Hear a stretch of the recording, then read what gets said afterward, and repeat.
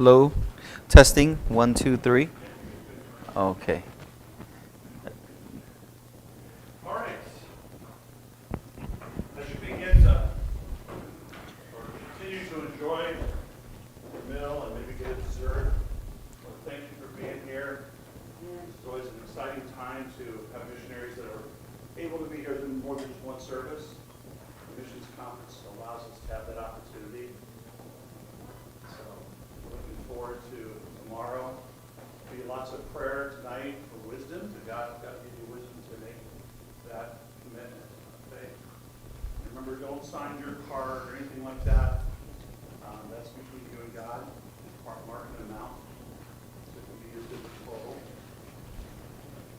On that Saturday night of Missions Conference, never sleep well thinking about the next Sunday. We're so glad that T and Luna are here.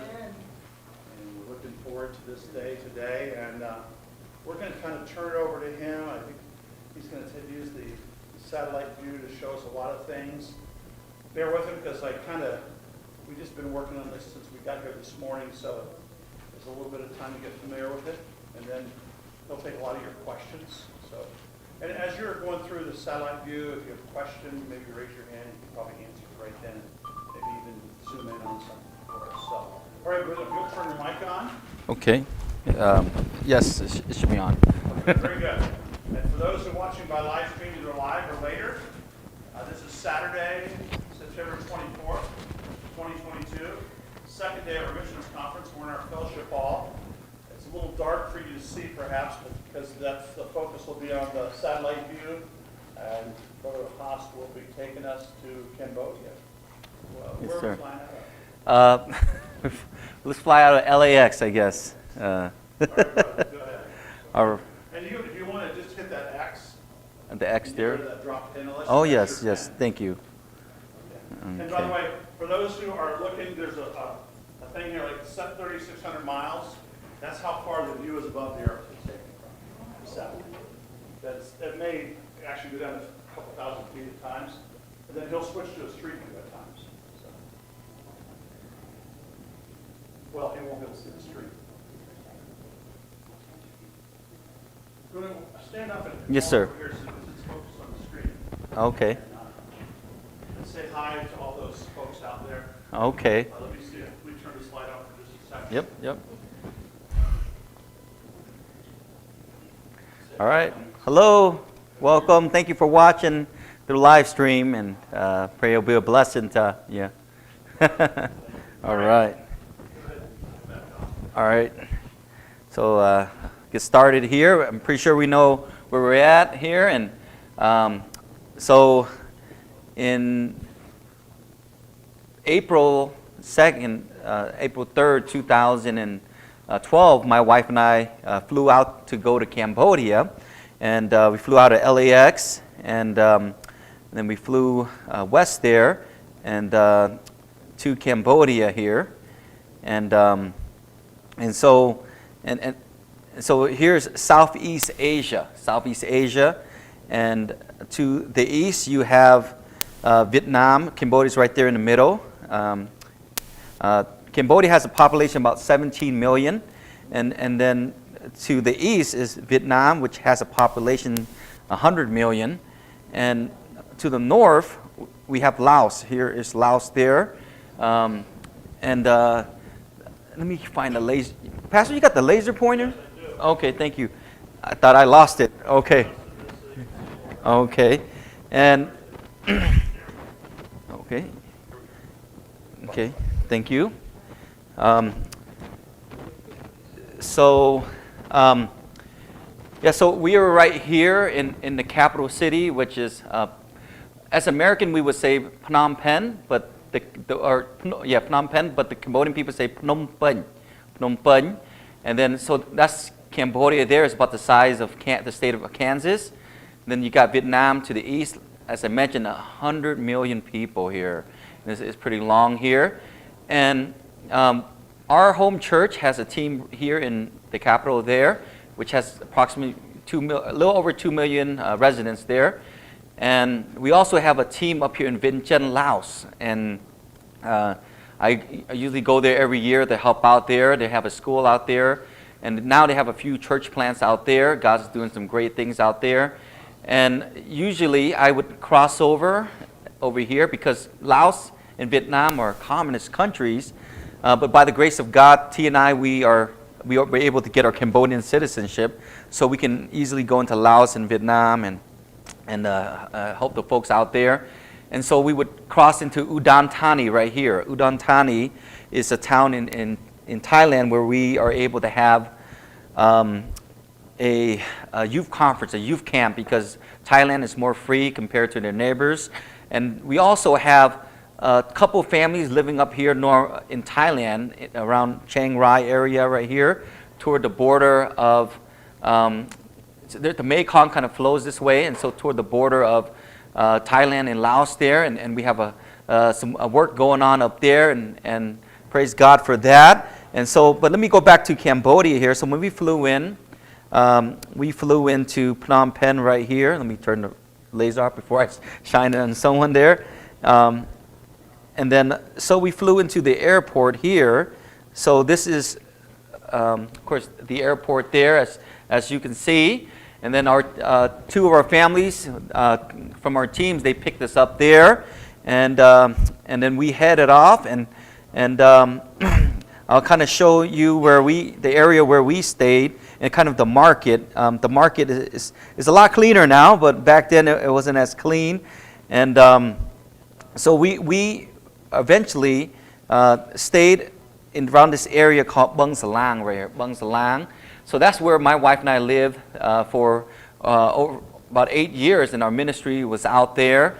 And we, for the beginning, we stayed at a kind of a guest house, hotel here near this market right here. Let me see if I can zoom into this market. And we would have to walk through this market here. And I don't think Google Earth would allow you to walk there. Yep, they didn't there, but... And so we were walk through this market. Let me try to get in here. And so this is kind of one of the main street. And so this Sadam Kor is one of it's the produce market. It's the kind of the bread basket of the capital city. It's where all the fruits and vegetables are sold. And a lot of our folks that we eventually reached them or their kids or both of them with the gospel, they worked in this market here. And let me. I think I'm turning around now. Let me double check here before I keep going here. I want to make sure I got this right. Yeah. So this is the market right here. So you would turn left here to go to our church. And back then, our team leader he wants us to observe the real Cambodia. So he had us walk through the market, and really, we didn't know what was going on. He had to figure us out, and so we walked through this market here, and we would stay in a hotel back here somewhere. It's not really on the map, but it's back there somewhere. And for the first 2 weeks we were there, and our apartment was supposed to be ready, but third world country, when they say it's ready, it's not, and when they say it's almost ready, that means they didn't get started yet, and so. So I'll show you that apartment in a bit. So my wife and I had to stay at a hotel, and back then it was pretty affordable, like $20 a night. So we did all right there, and eventually, let me go back out here, and sorry about that. And then I'll go toward where our first church was planted, really, or at least that area. Let me see here. That's the Amcor market. Let me back out here. And I am, okay, RUPP, okay. All right. And if you get dizzy, I'm sorry. Because, so, the market was, sorry, I think I'm shining at somebody here. So I'm going to zoom in. And so this is the area here. So let me make sure I got the right area before I start talking here. I think it's this area right here, and then there we go. So, so this is the building we lived in for for 8 years. And so we had a 1-bedroom apartment right there. And so it was about the size of this, probably this room right here. Maybe more narrow, and so it's about the size of this room, maybe a little bit longer, but it's just my wife and I. And our church met right here in this building right here, half of this here, and down here is for parking and other things here. And so this is a mango tree right here, actually. And a lot of stories. A lot of people got saved in an apartment building. We witnessed, we had a lot of people come over. And over there, a lot of hospitality. And them coming over for a meal, seeing how a Christian family is like. And imagine growing up Buddhist all your life, and you never seen a Christian home. So they would come over. And so up here is where we would have our big celebration service, fellowship. So every time they had a fellowship, we would hear it, or I'm usually up there anyways. So we had our church nursery right here. And then we had, at the beginning, our single girls, missionary ladies, they lived right there, right next door to us. And so, and then we had another missionary stay down here, and our team leader lived down here. And then, of course, the church was here. And so during the fellowship, I don't know if you can see this here. Let me go into the alley here. You can see there, it looks like a compound there. I'll share a funny story. So over here, every time we have fellowships, baptism and chairs, and we would have to carry chairs, and it's tied up here.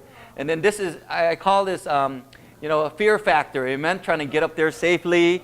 And a lot of the kids, they're scared to go up these stairs. It's just not safe. And the way it was drilled onto the wall there, and they were just was trying to get the building done so we can rent it. And so we lived in the church because instead of renting somewhere else, we rent from the church and save the church money. The money is going to the church.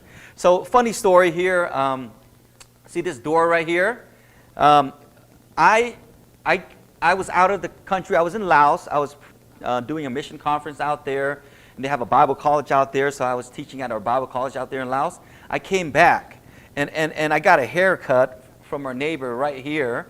And he doesn't do a good job, but I'm trying to get to know him. And back then my hair was short. You can't really mess it up anyways, So I was just I got back right away. I went to go get a haircut, and he's like, my neighbor said to me, do you know? I'm like, no, what? When you were gone, somebody stole your door. This metal door right here. I said, somebody stole our door. I looked over and the door was gone, And so somebody over at night, somebody climbed over the building, and then they took the metal door out, and here the kids would always, the poor kids in the neighborhood, they will always come because they know we love them. They will always try to slide under there, and they would run up to the church. And here's our mango tree. It's a lot bigger now, but people would always take our mangoes. And of course, we told them they can have it. But another story here, down here, the neighbors would always put their trash there. So it was, I tried to put a basket there just to keep it organized, keep the church looking clean. And then somebody stole the basket.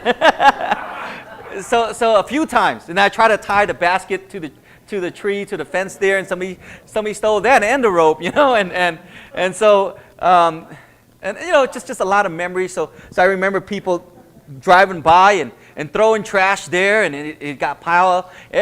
Just about every other day we would clean it up, and the worst thing is there's people that does recycling. So they would come by and they would pick at it. Trash would be all over the place, and sometimes the dogs would come by and they would tear the bag up, so trash is all over the place. So it just piled up. So every time there's a heavy rain, the rain would come up like this high right here. And sometimes it would go into the church, and at first you got the cockroach. They would run up, into the building, and so that's when I praise the Lord. Like, man, we're living up there, And so just a lot of memories, and once in a while I see a rat swimming, rats swimming across the street there. And so a lot of memories. So we were there for about 8 years, And in 2000, 2 years before we moved, in 2018, property was just going up. It was going up, and our ministry was growing, and we kind of had a vision of what God wanted us to do next in the near future. So we, myself and another missionary that I went to Christian school with, we started riding a scooter everywhere, looking for land that we can buy, and we started looking up here. So we were just down around here. I think somewhere right here. Then we kept going this way. And then we heard about land right here and right here. And then, and it was too expensive. We couldn't afford it. And we kept going, looking everywhere. We looked over here.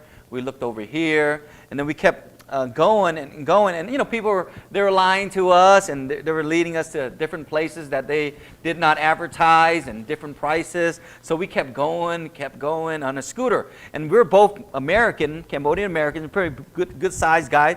We're on a scooter because I didn't have a car then. He had an old car, but when you out there in a car, they're like, oh, this guy's got money. Because a lot of folks, it's a luxury back then for own a car.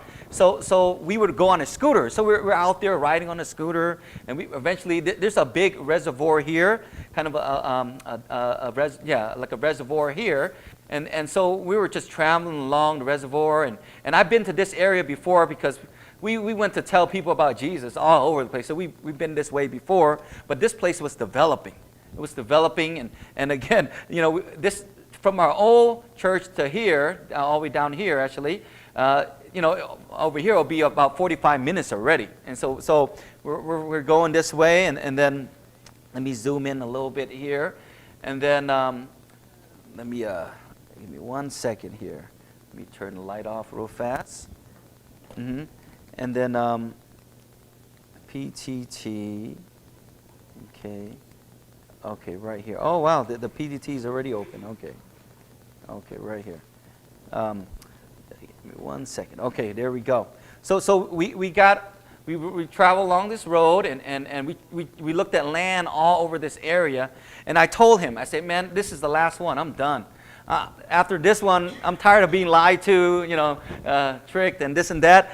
Last one, he said, okay, just one more, please, one more, and so I said, all right, let's one more. And so we were driving up this road right here, and the lady, there's a lady that just runs out. She runs out, and she says, stop. We're like, what? And she said, are you looking to buy land? I'm like, who's this lady? Where she come out from?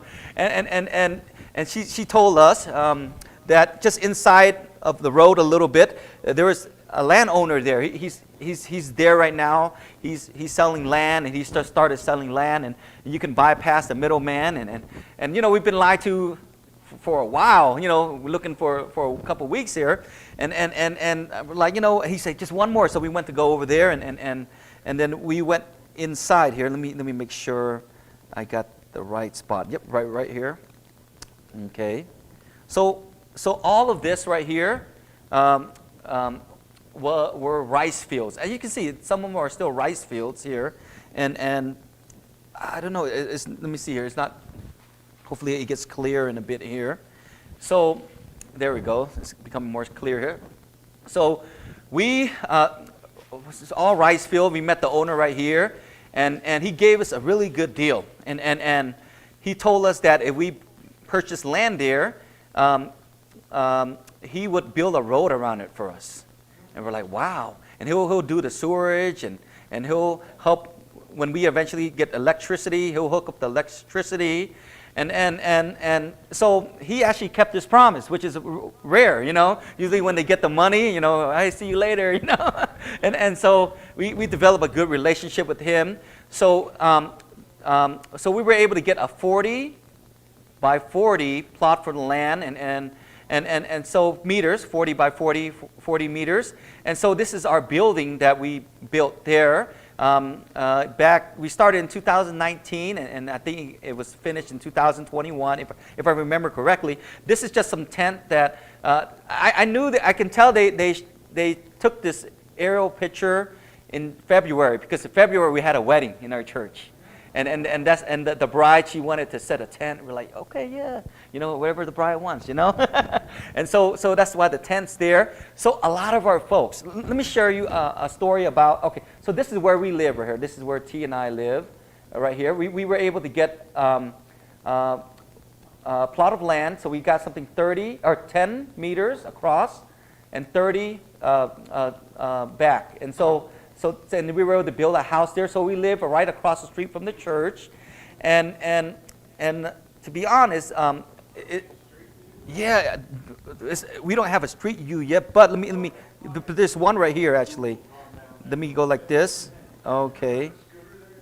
Yep, there we go. A scooter, yeah. So that's our building right there. So this is our place right here. So this dirt road eventually will be on the map. Amen. It will be on the map, and like I said, it was all rice fields. We just got running water. We were using well water. We just finally got running water, and earlier this year we finally got stable electricity. Praise the Lord. Amen. And so so it's going well, and again you can see the rice field there and the plot of land there, and so just share a story real fast here. A lot of our folks, I'll share a story of one family here in particular. And I'll talk about them tomorrow morning, Sunday morning. They sold their house in Phnom Penh, Cambodia there. And they were in the city center, so it worth a lot of money. But they wanted to be near the church. And they were reached, and I'll share their story Sunday. The whole family was reached with the gospel, and they're still on fire for the Lord. They just led a family to the Lord. I just saw it this week, actually.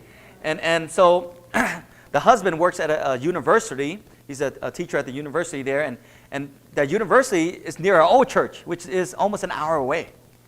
So for him to sell his house that was worth a lot of money and to come over here and back then, like I said, it was all rice fields, and for him to come buy something here so his family can be near the church, and he has to commute to work. He leaves at 6 in the morning. He's back like at 8:30 at night. And for a while he worked 6 days a week. Now he's working 5, so that way Saturday he can go soul winning with his wife and his family. It's wonderful. And so our folks, and I'll be honest, after living 8 years at the church, I did not want to live near the church, but that's what our people love. They love that community, and they like so a lot of our folks, like this guy right here, his name is Him. He sent me a picture this morning. He's there's a family that I usually visit. He went to visit them he took his own initiative to visit them for me, so he sent me a picture. So he was saved out of Islam and his family there. He has a little plot right there and his house there. He had some land in his old village, his former village, and he sold it so he can come buy a plot of land. And of course, back then it was just rice field, so it was pretty cheap. And now it's doubled in value. So he bought so he can be across from the church. And that's what a lot of our folks did. So we kind of have our own little community around there. And down here, a little Christian community. Some of our folks, they bought and they built. Of course, when you get up close, the quality is not that great, but it works. So now that's where our church is located here. And then let me show you him real fast. My wife would show you him. And then you can just find a picture of his family. Just keep going down. And let me zoom back out. And so, again, when that was our first church plant. That was in the capital where I showed you. And then we eventually moved here.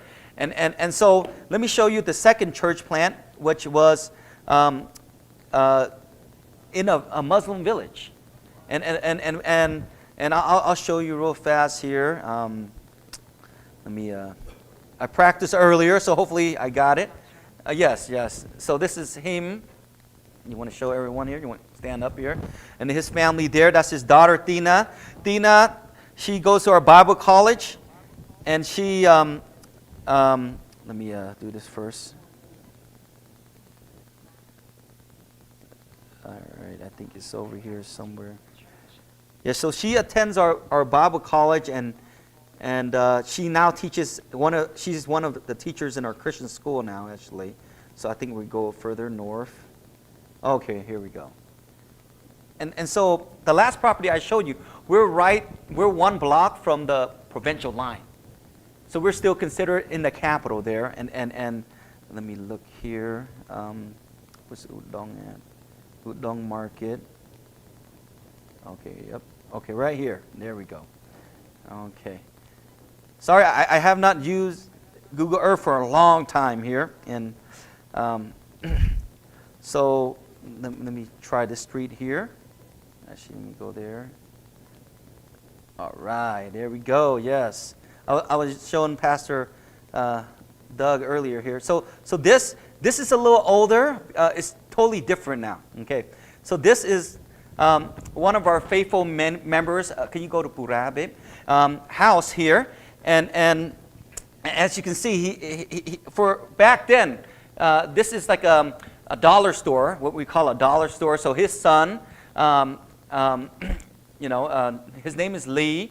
He opened a business here. So this here, when I first went to Cambodia, and Catherine probably saw this too, I thought it was like iced tea, man. They're selling iced tea along the road.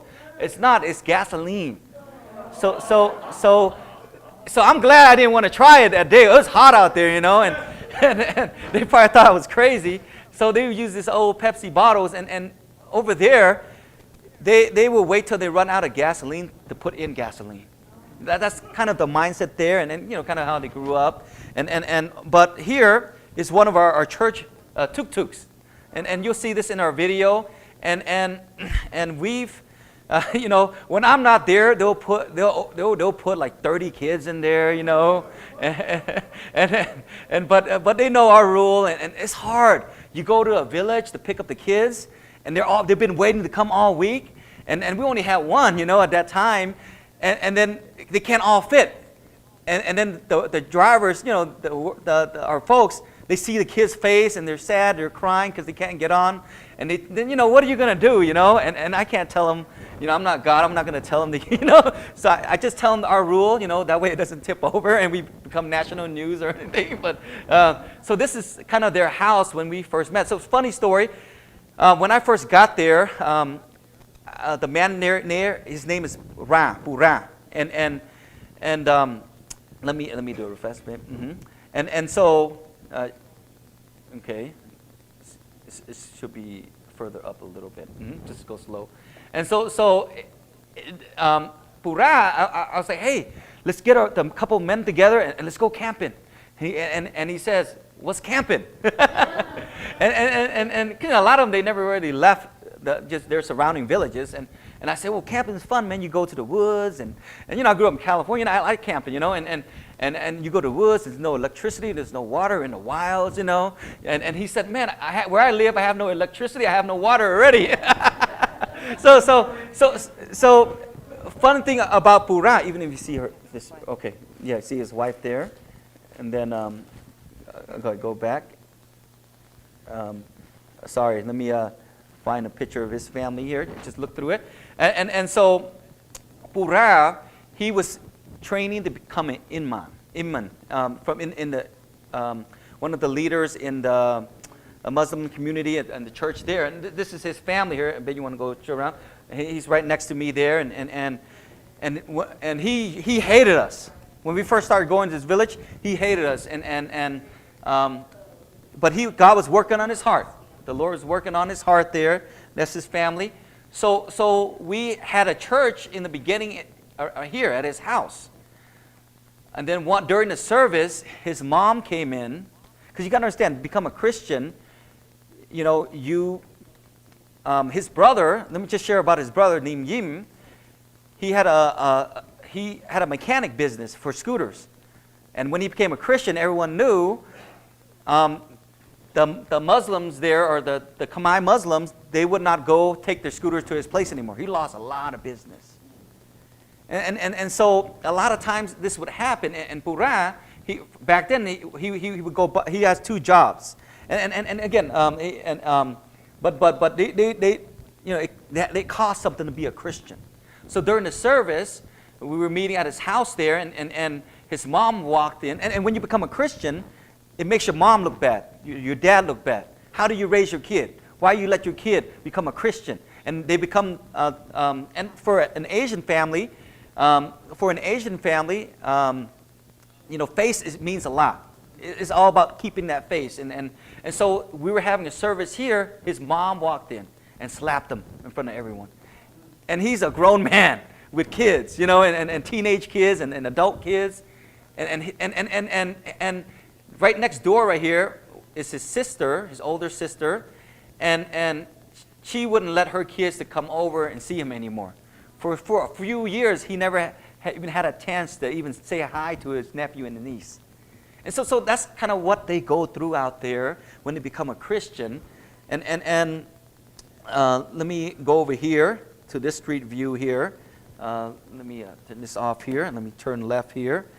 But praise God that just their faithfulness, his kids. One of them went to our Bible college. Is married to another lady that went to our college, and they're doing well in the Lord. And so over here down this road. So when you go in, of course, around all these different villages around here are Muslim villages, and so there's a house here now, okay, and 2 of our families, they live at the house that was built here, and just they suffered so much persecution. The lady Po, you remember Po? That I don't know if you remember. She's the one that maybe a year ago or a year and a half ago. She was being persecuted because she became a Christian, and her husband eventually divorced her. She basically had to leave her village because of abuse, and her family disowned her. So she had to come over an hour away to live with her sister because she couldn't take it anymore. And now she lives here in one of these kind of a rented room in a 1-bedroom apartment here, and with next door to her sister. Here, really, there's still a lot of persecution going on, but God gave us a church, a community of believers, so they kind of rally around one another to support and encourage one another, and so they're all doing well. So that's kind of where that our ministry is there. So that was the second church that we were able to plant. And just a quick story, since the map is, the map, it kind of jumped here, so let me push this, go back north. There we go. So let me show a little bit here. So we were around here earlier, and in the beginning, after the church was started, people were getting saved. Persecution, it became the Muslim community. The men got together, and they kind of forced us out of that town. We had to get out of that town. If not, something was going to happen. So we had to move the church up here, where we had a Khmer family that they had a house around here, and we end up meeting in his house. Maybe he was even down here. I need to zoom in. It's called Long Knout. But eventually, we were able, when things calmed down, we were able to move back over here, and now we kind of bought land. You know what? Let me zoom into the land real fast. The folks there, they sacrificially gave, and they bought land. For 3 or 4 years, they were meeting at the pastor's house, the Khmer pastor there, and a chicken coop in his house. It's kind of like it was built for a chicken to be a chicken coop, but it wasn't finished, so we met there as a church. And so, let me see here. And you know what? Let me go to the photos, maybe. You can't find it, right? Right here. And then let me find it real fast. And I want to show you. I downloaded it today. You got to go to quick share here. Sorry. So go over here, and then go to quick share. Then look for the church. It should be down here somewhere. Let me look real fast here.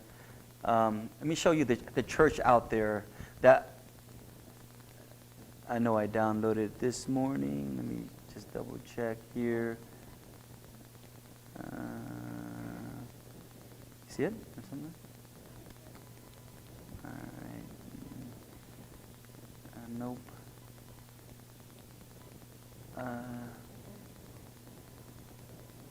It's weird. Just kind of look through it. Maybe you'll see it. This isn't the one in Satrat. So let me show you the church building. Or of course, it's land there. So this is the school. This is there, and then right here. Okay. So we bought land around here, and we put a cemetery there, Christian cemetery, and we got a really good deal out of it, and of course it's all the Lord, and there's a road going in. First we were going through this road here, and so maybe it was even over here. And around this general area. And so somebody bought most of the land here, and they built a plant, and they built a road for us too. So now we have access to our church by way of a nice road. And so, praise the Lord. And our men, we have electricity going in right now, but eventually we'll have stable electricity and running water for sure. And, it's unstable right now. But so we were able to build a cemetery because, and let me explain a little bit about the cemetery. When I go soul winning, when I tell people about the Lord, there's really one main question that everyone asks. What happens to my body after I die? Because to them, that's the biggest thing. Because they heard rumors, and maybe some Christians, they had bad testimonies because a lot of them, their family might abandon them. So when they die, they don't want their body just to be there. So that's one of their biggest worries. Are you going to be there? Are you going to leave me? And when I die, because my family is not going to do my funeral anymore when I become a Christian. And some of them, will not come to my funeral at all. So our church, we were growing. We had a few church plants, and earlier this year was one of the hardest times for me as a minister out there. Just the first 2 months, we had about 5 to 6 people die, and it was rough because again we do everything because we're their family now, and so we're part of getting the coffin and getting the just the burial, and we have to fight their family because they want to cremate their family, but their family already told them, I want to be buried.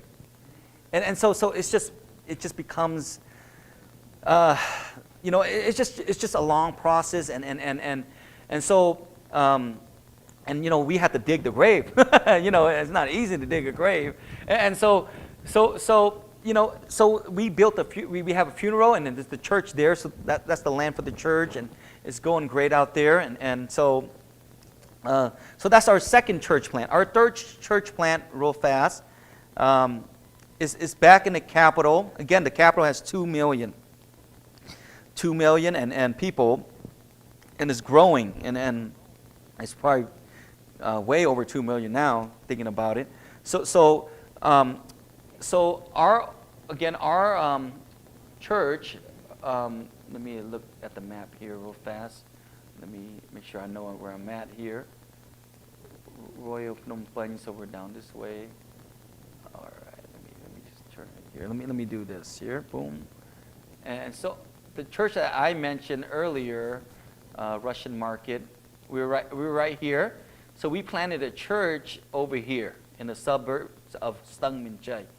And let me zoom into Stung Min Chai, and I'll tell you, we went everywhere. We went out passing tracks everywhere, nook and cranny, and I'll be honest, most of the people, 99% of them, they reject the gospel, and so but we eventually was able to plant a church here, and it's doing well, and you know, God's blessing. Let me make sure I'm in the right spot here. Okay, so this here, this intersection, they call it okay, pig's nose. Pig's nose, because they say it looks like a pig nose, okay? And so I would come this way here, and then one of our national leaders, he started the church, and so let me see if there's a gas station there.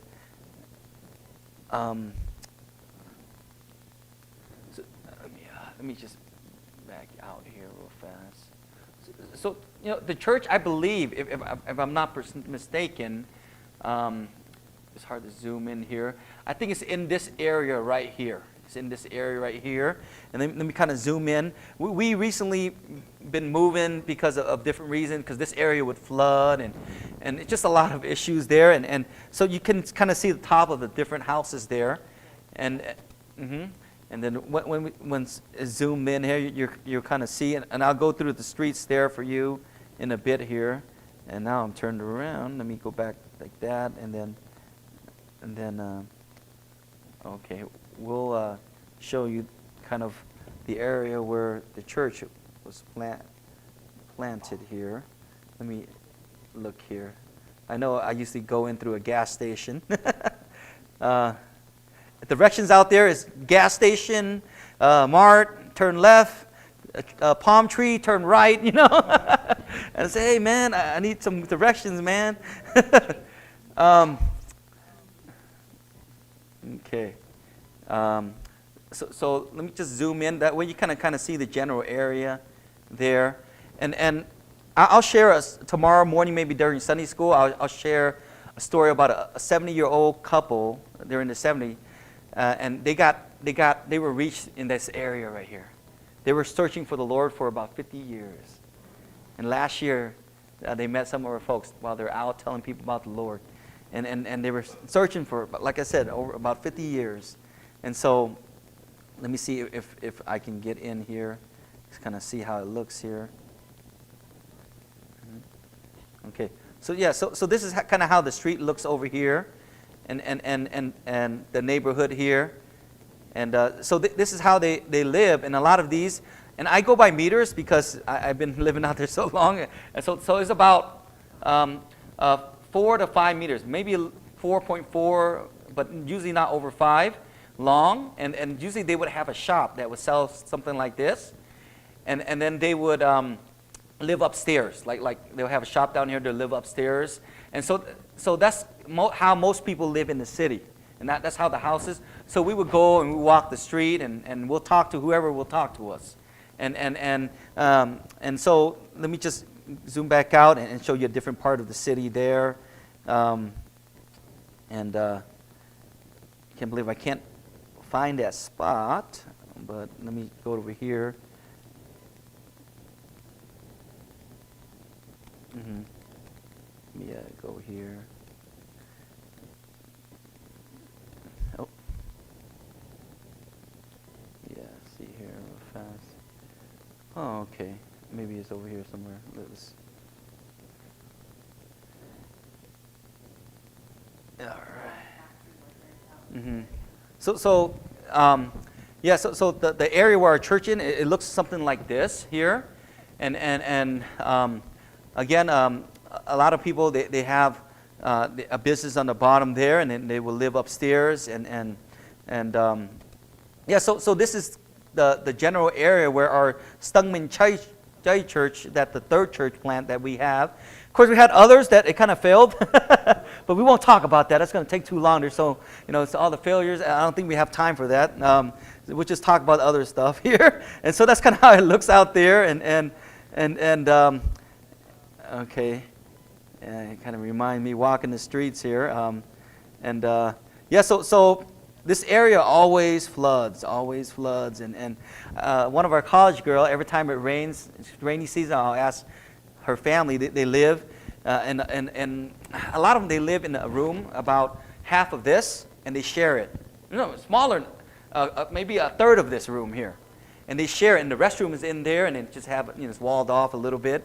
and then they would share sometimes 2 families, sometimes one family with 5 kids, and they're all, that's the living room, that's their bedroom, that's their kitchen, that's everything. And so that's kind of how they live, and so every time it rains hard, I would ask her, hey, how far did it flood in your house? And so, she'll tell me it flooded, and you got to understand, I know we just ate, but you got sewerage, open sewerage around there. You have it's very dirty out there. So the water coming in, that's not clean water, and it takes a while to receive there. But so that was our third church plant, and let me show you our 4th church plant. Okay, let me zoom out Cambodia here. So again, this is Cambodia here, and again, it's about the size of Kansas here, and again, we're right here. Around here is plains, low plains, and it's surrounded by mountains, and then we have the beaches, and down here is more forests and mountains, and up here there's jungles, there are different people groups up here, and so we started.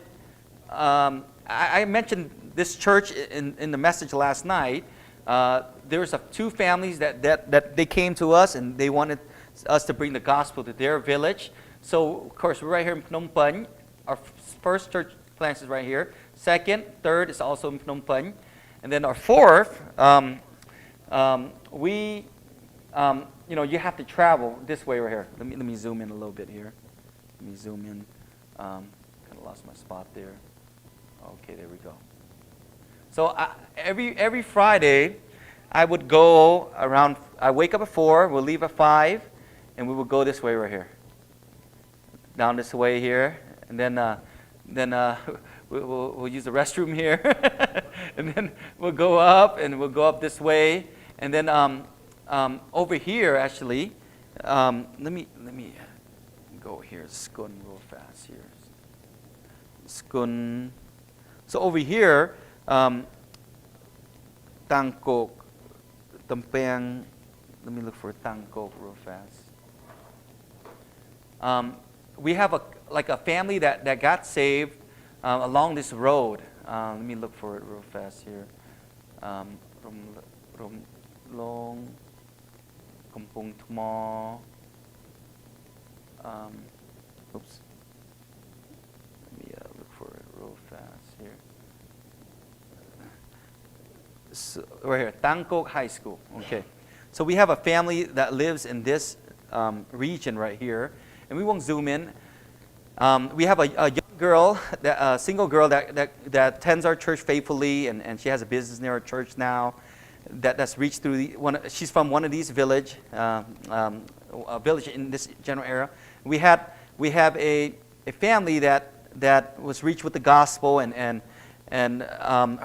her daughter is kind of my adopted daughter now, and I led her to the Lord a few years ago now. She's growing up, and so man, we're trying to plant a church here. We're trying to plant a church here, and it's called Tangkok. We're here, Tangkok.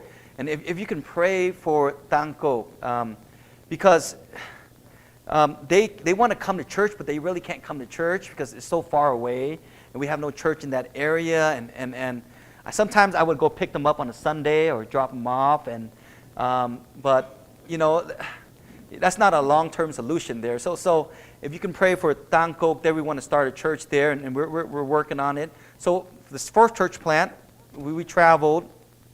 And it takes about 4 to 5 hours, and we travel to Kampung Tmo here, and then up to Stung Sai. We have a family that lives here, and Lord willing, we'll be able to start a church here in the future, and then you would go north, and if you would have went west, that's where the famous temple is.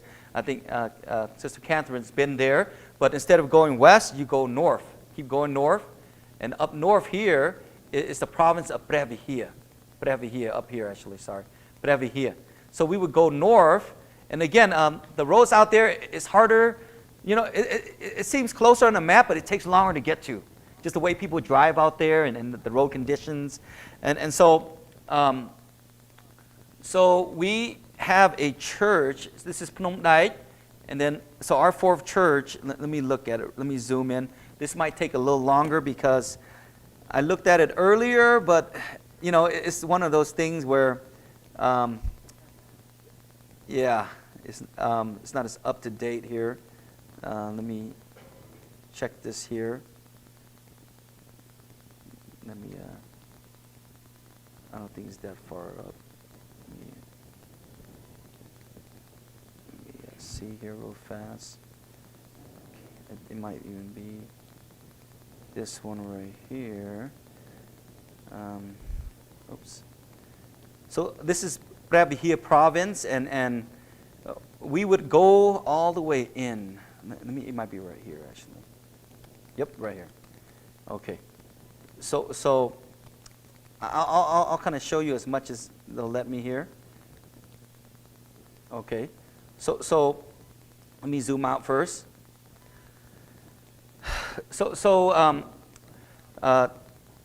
We would travel. It takes about 4 hours if you don't stop to get here, and it takes sometimes 45 minutes to an hour depending on the road conditions. So the road that I showed last night that was all broken and flooded, it's right here. It's right here, and praise God. And I'll share the story about Nai and his family. Google Earth doesn't go in there, which they're smart to do that. And we reached a Khoi. They're an ethnic minority group. And so there's a few of them that live here, so we reached a couple of families here. And so our church is right here, the fourth one there. Let me go on a walking street here. So let me go back here a little bit. Oops. Let me zoom in here. So I would come this way north, and then I would turn left here to go into the village here. Let me try to go there. Okay, there we go. Hopefully no one's getting dizzy there. So this is the road to go into the gold mine town. Okay, and it goes and it gets worse and worse and worse. And again, it takes about 30 to an hour depending on the road condition. And so again, these are kind of how the houses looks out there. And of course, they're building newer versions of it, but some of it still look like this. And of course, they put their laundry out there, and you got this built on stilts there. And down here, it's for storage. It's for storage, and it's a communal area. A lot of times, the grandparents, they're older, so they can't really climb up, so they would stay down here. And then that's how the houses look out there. And so let me just go this way here. So going up north, it's funny, looking through this and seeing our folks, riding one of these here. Let me show you how this looks here.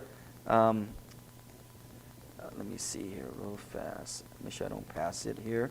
So about 500 meters from the road I showed you earlier, eventually we moved the church outside because we were reaching people outside, and eventually the people that came from outside was more than people that were inside the village that we went into. And so and it's a long story. I won't share with you how we got the church or how God provided through a Cambodian American lady in America.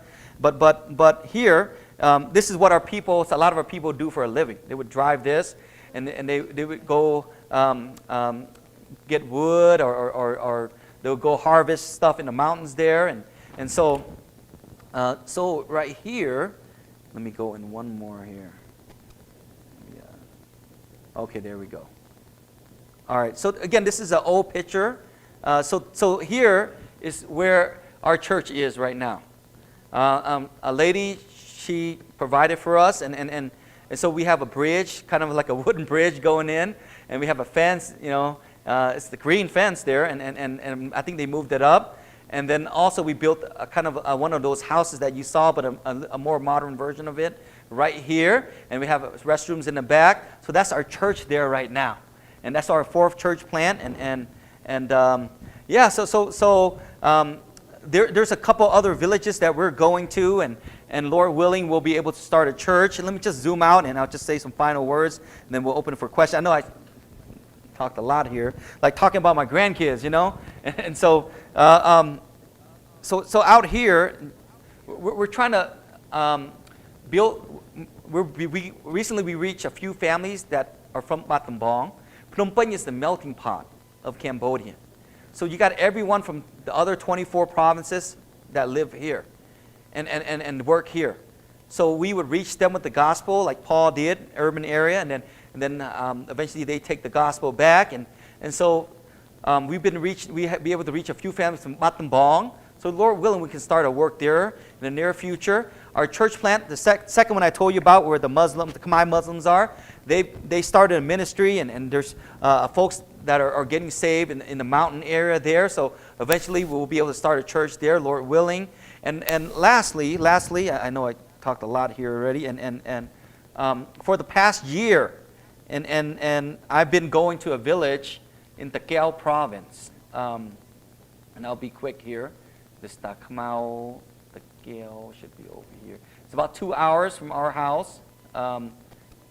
It's the Keo. Hold up, I cannot remember right now. Okay, I read 2, 3.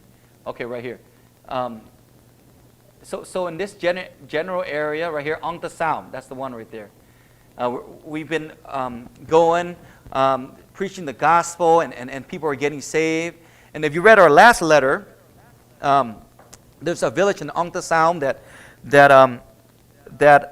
we finally was able to start a Sunday service, but the people that had power in the community, they got jealous, you know, like the Jews got jealous of Jesus. They felt in fear. So they were forced us out. They forced us out, so now we're meeting here for now. And we're still trying to go back in, but we can't really go back in as much as before. So we started going to another village up here. That's a village of one of the men that I reached a long time ago. So that's kind of, Lord willing, we'll be able to have a church in this area. So that's kind of what we've been doing out there, and what the Lord has been doing. And you know, we praise God for that. And thank you for your time and your attention there. Thank you.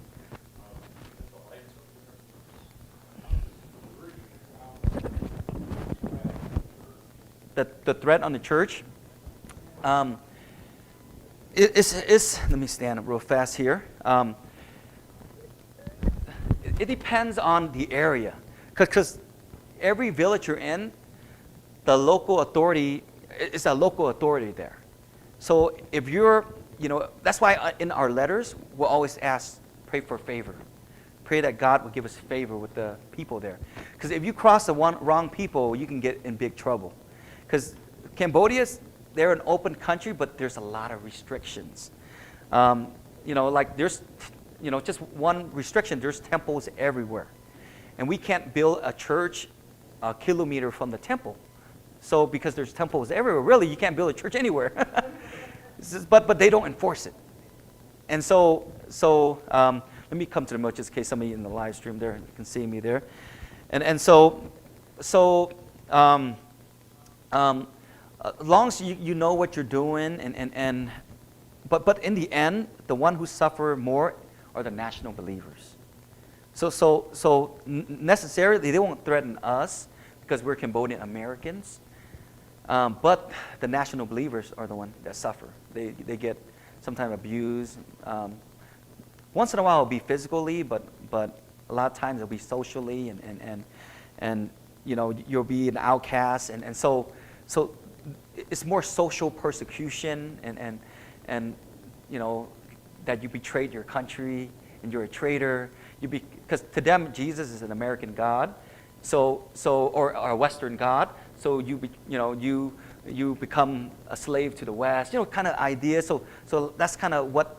But as far as threats, it depends on where we're at. Like the one I just shared here. You know, it's more they'll put pressure on our believers, and those that we witness to don't even listen to them. And so we don't want to put them in a bad position. So that's why we don't go as much anymore for now, till it calms down. So most of the persecution and pressure is not like in the Cham village. And before it was physical. They were trying to harm us, so we had to get out of there. But in the Cambodian community, they're not as fundamental. Not fundamental. strict, I guess. I forgot the word there, but so that can be physical. And so it depends, and depends on the local government and the, if the people had enough of you, they love America, they love organizations, but they hate the gospel. It's when you share the gospel and lives start getting changed. They stop going to the temple to worship the idols. They stop worshiping their parents as gods. That's when the devil starts stirring stuff up. And that's when persecution comes. It's fine if you go teach English. It's fine if you do a Christmas program. You should. Those are great things. It's fine if you do medical missions. You're helping out. That's great.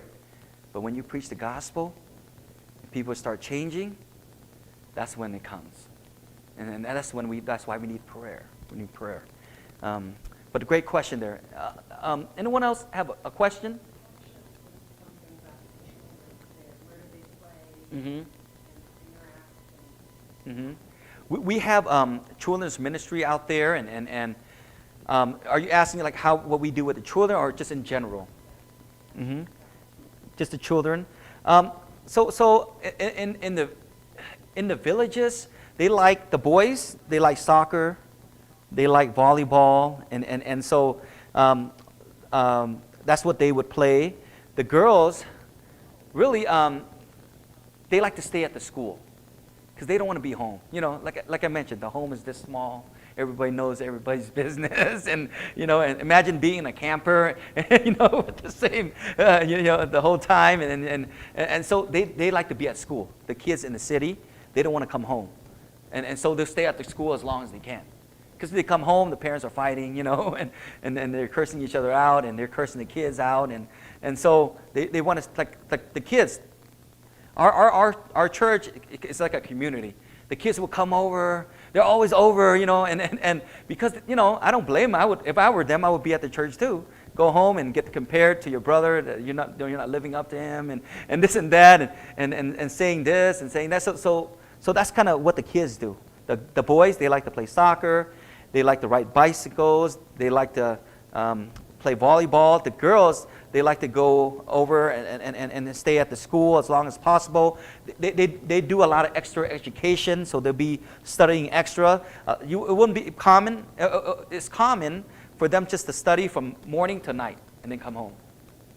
Yeah. But yes, sir. Are women not as equal, or are they lower class? Mm-hmm. Yes. Yes and no. I'll say no. Let me think about that. No.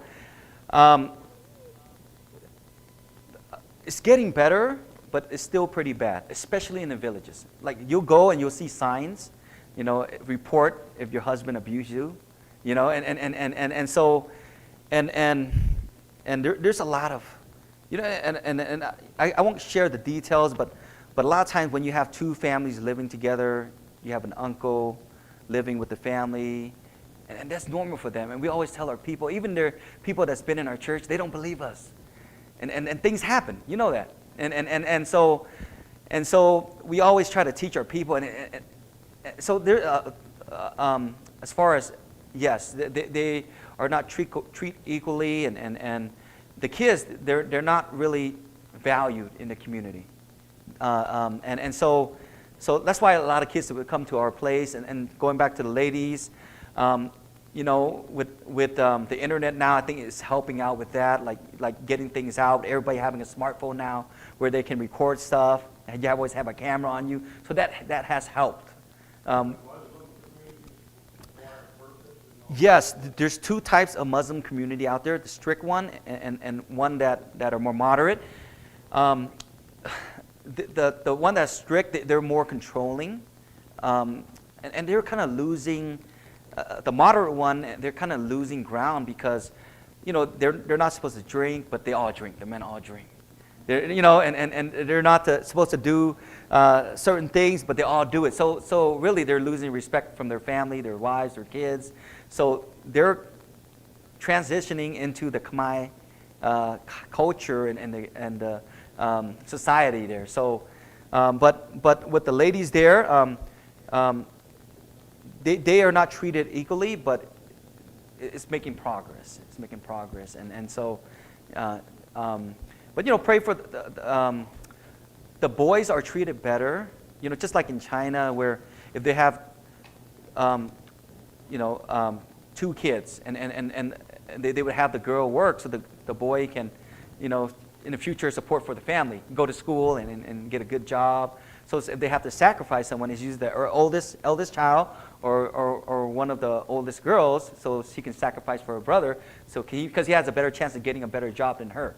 So there's a lot of, it's not equal out there, but it's getting a little bit better. Yes, sir. Great question. Anyone else have a question? Yes. How about the land on these 4 churches? It seems like it's important to buy whatever. Is there a lot of growing there on the 4 churches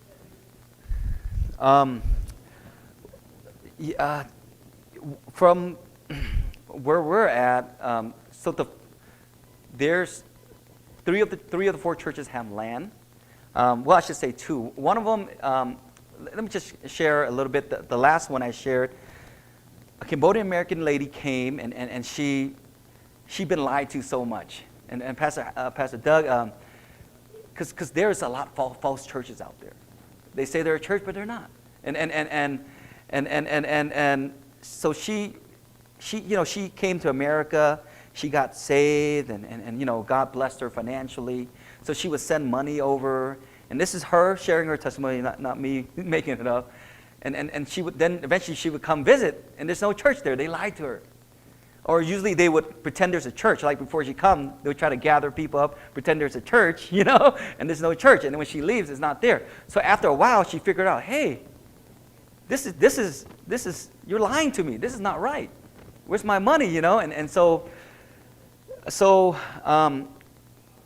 we were going to a town called Pray Panau, and we were soul winning there, and we got this grandma got saved, and she's sitting there, and so this Cambodian American lady was walking around, and she was witnessing to the grandma, and the grandma said she's saved, and she was surprised because a lot of people, they say they go to church, going to church or joining a church, they think they're saved. So she's like, no, you're not. The Cambodian American lady said to the grandma there, no, you're not. She said, yes, I am. And then she's like, tell me how you're saved. And she said, I trusted Jesus as my Savior. And she's like, what? And then she's like, who told you? Well, these missionaries from Pacific Baptist, they told me. So, but the funny thing is, so she's like, oh, what are their names? So to make the long story short, she used to go to our church when I was a teenager at Pacific. And her husband, they moved north part of town, so they went to another Baptist church, so we lost contact with them. So we, her and our team leader and our church were familiar with each other. Oh, they're out here. So she called us up, and we met up with her, and she was so happy. And so eventually, she purchased land, because she knew we were going in, and our car was breaking down, and she purchased land out there, and so she's letting us use that land for a church. And she says, and to her, it's under her name, but right now we're using it, and it's going well, and she's so happy because that was her dream, and she wants the gospel to get to her people. So God connected us, and there's other stories that I can share that along with her and our new property, but that's going to take a long time. So back to your question, 2 of our churches have land, and the other 2 currently don't. The one in Stungman Chai, we're renting, and the one in Pravihia is her land, and she built a church on it for us. So, but yeah, but it's going well there. Yeah. Thank you. Anyone has a question here? I know it's what time. I don't even know what time it is. Okay. Anyone else got a question here? One more. Yes. Mm-hmm. Yeah, we do. They come across as peaceful until they feel threatened, like the Jews when Jesus was preaching and he preached with authority and people were following, and then the Jews got jealous, you know, and so that's this kind of same way. I know it's hard for us to get a church permit because the head monks, they went to the government a few years back because they consider Mormons Christians, Jehovah's Witness Christians, and Catholic Christians, and everybody's a Christian, you know. So they to them, man, there's so many churches, and a lot of them, they're not even churches, you know, and so to them, but it's all churches. So they're like, man, our country is crowded with churches, so they made it very hard for us to have a permit. So there is pressure and persecution from them, and so the village that we were recently kicked out of or forced out of, the men, they have like they're not monks, but they're religious Buddhist. They're very religious men that are respected by the community as a religious leader. They're the one that's forcing us out because they feel their power is threatened.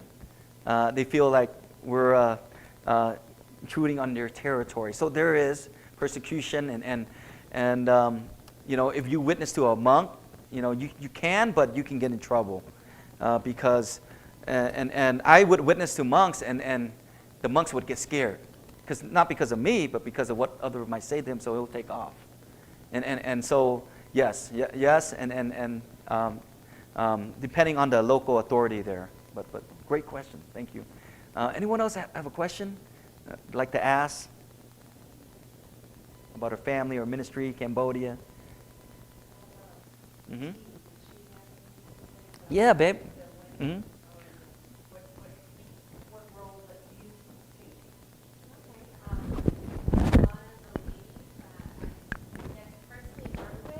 take? Many of them probably went to school